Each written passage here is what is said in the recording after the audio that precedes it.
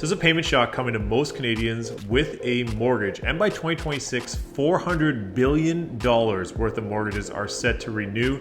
This could increase payments per month by up to 48%. Let's break down the article and what that looks like moving forward as we go along. I'm Michael Ouzas. I'm a realtor in the Greater Toronto Area. If you ever want to book in a call with me, click on that first link in the description down below. And I'm on a quest to hit 1,000 subscribers by the end of 2023. So go ahead and hit that like and subscribe button. So let's jump into this article. This was on the financialpost.com. It says payment shock coming for most Canadians with mortgages, and this was from RBC. It says by 2026, $400 billion worth of mortgages set to renew. An increase in monthly payments could be as high as 48%. 60% of Canadian mortgages set to come up for renewal within the next 3 years.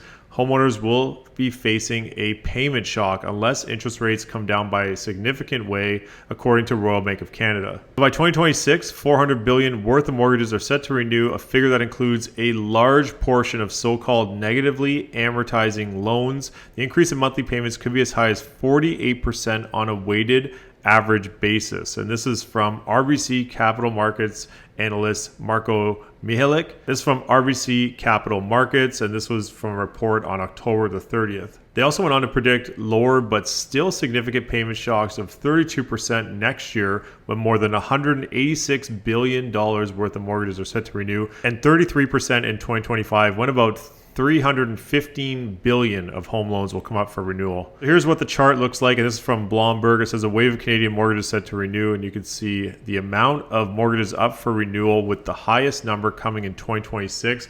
That is also in line with how 2021 had a record number volume of sales across the board in Canada, and no different here in Toronto. It does go on to mention that if the Bank of Canada's overnight rate, which is now at 5%, comes down by 100 basis points, so from 5% to 4%, that would reduce the payment shock in 2024 and 2025 to about 22 or 23%, according to the report. Those looking to renew in 2026 are likely to face the biggest challenges, because that's when a significant portion of variable rate mortgages with fixed monthly payments are set to renew. Those borrowers are continuing to make the same monthly payments as interest rates have gone up, but in many cases are now paying only interest each month, extending the length of time it would take them to pay off the loans, also known as negatively amortizing, and when they renew, they will face much higher monthly payments. Those variable rate mortgage holders are set to see significant payment shock, perhaps as high as 84% by 2026, if interest rates do not decline between now and then.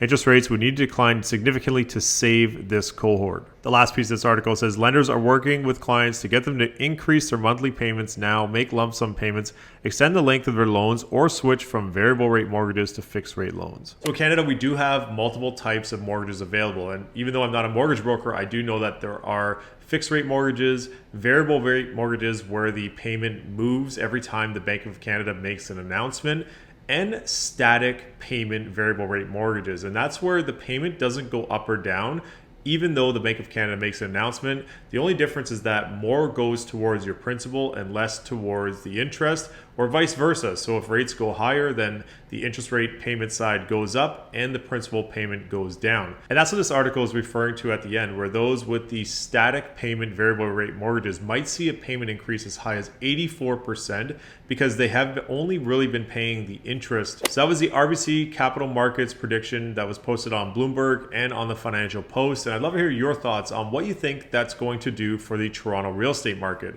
It will remain to be seen what happens as we trend through the winter months, as the fall market wasn't exactly super active. Two of the slowest sales months for September, October of all time. I'm Michael Ouzas. Thanks for watching.